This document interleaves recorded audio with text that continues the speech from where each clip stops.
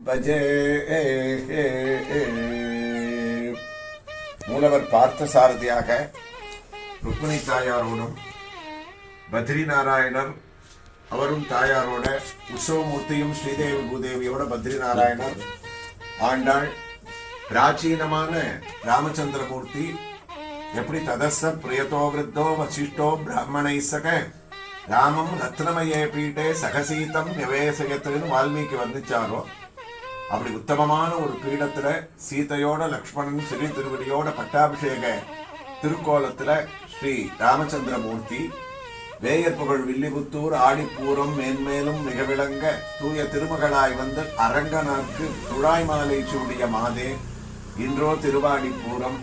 எமக்காக வன்றோ ஆண்டாள் அவதரித்தாள்ன்ற ஒரு பாவத்துல ஆண்டாள் நாச்சியார் ஆச்சாரியன்